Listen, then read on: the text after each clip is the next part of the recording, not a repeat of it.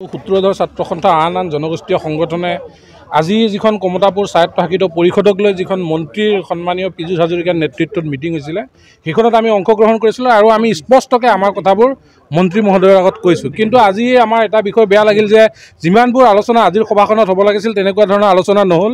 তেখেতসকলৰ সময় কম হ'ল, গতিকে আমি আহ্বান জনাম যিহেতুকে এখন স্বায়ত্তশাসিত পৰিষদ গঠন হ'ব, গতিকে এই স্বায়ত্তশাসিত পৰিষদত সকলোবোৰ অধিকাৰ যাতে সৰ্বসন্মতিক্ৰমে বিজ্ঞানসন্মতভাৱে সেই অধিকাৰবোৰ সুৰক্ষিত থাকে তাৰ কাৰণে আমি আহ্বান জনাইছোঁ। আহি থকা দিনবোৰত সমষ্টি নিৰ্ধাৰণৰ ক্ষেত্ৰত তেওঁলোকে আৰু আলোচনাত বহিম বুলি কৈছে। গতিকে কেৱল যাতে এই প্ৰতিশ্ৰুতিবোৰ যাতে প্ৰতিশ্ৰুতি হৈয়ে নাথাকে, যেনেকৈ BTAD এলেকাত আমি দেখিছোঁ, বিশেষকৈ মই নাথযোগী জনগোষ্ঠীক প্ৰতিনিধিত্ব কৰিছোঁ যে সংবিধানে যেনেকৈ তাত সংৰক্ষণৰ ব্যৱস্থা কৰিছে, যি জনগোষ্ঠীৰ পৰা নিৰ্বাচিত প্ৰতিনিধি আহিব নোৱাৰে সেই জনগোষ্ঠীক মনোনীত সদস্য হিচাপে দিয়ে, কিন্তু BTR অঞ্চলত সেই বস্তুটো হোৱা নাই। গতিকে এই কমতাপুৰ অঞ্চলতো যাতে তেনেকুৱা ধৰণৰ ব্যৱস্থা নহয় তাৰ কাৰণে আমি অসম চৰকাৰক আহ্বান জনাইছোঁ। আৰু এয়া কেৱল যাতে নিৰ্বাচনী ললিপপ নহয় সেই কথাও আমি অসম চৰকাৰক ক'ব বিচাৰিছোঁ। অতি সোনকালে কমতাপুৰ অট'নমাছ কাউন্সিলখনৰ যি সমষ্টি নিৰ্ধাৰণ, এই সমষ্টি নিৰ্ধাৰণ কৰিব লাগে। এই অঞ্চলত বসবাস কৰা প্ৰত্যেকটো জাতি জনগোষ্ঠীৰ সম অধিকাৰ উন্নয়ন হোৱাটো আমি বিশেষভাৱে বিচাৰিছোঁ।